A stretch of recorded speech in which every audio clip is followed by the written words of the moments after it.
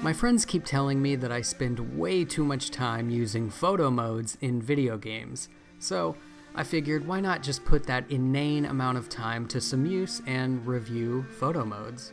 Let's start with the game that I have perhaps sunk the most time into photo mode, Assassin's Creed Valhalla.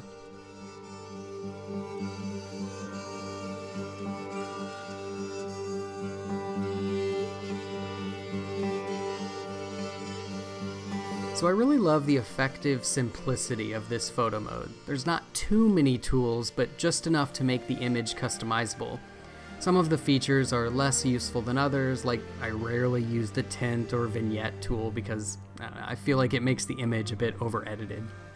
One of the best features on this list is depth of field, which is essential for any photo mode. It really gets those nice cinematic shots with the creamy bokeh in the background. Another thing I love in photo mode is when you can create a vertical portrait. Valhalla allows the camera to rotate 90 degrees, which isn't perfect, but it works well enough if you kinda tilt your head to the side to edit. Like most photo modes, this game includes some filters which range from to terribly ugly. The only one that works great is the black and white filter, which also adds a little grain to the photo. This looks particularly cool on snowy backdrops. You can adjust the fog setting too, which can produce some really cool, like moody photos. This one here is giving me some lighthouse vibes. I should also make a brief mention of the game's overlay options. You can choose to put some Valhalla logos on the photo, but frankly I think these distract and just make the photos look a little tacky. Giving players these tools lets us see the tiniest details. Assets, mostly retain sharp details and look pretty stunning even when going for a close-up. This isn't flawless though, as you can see with these birds, like, yikes. But I know game devs need to save asset space and, lower the fidelity somewhere, so I get it. Where Valhalla also succeeds is in its world design in general. Think what you will of Ubisoft, but they definitely know how to build a sprawling, massive world with tons of beautiful structures and vistas. I'm totally obsessed with this tree customization in the home base.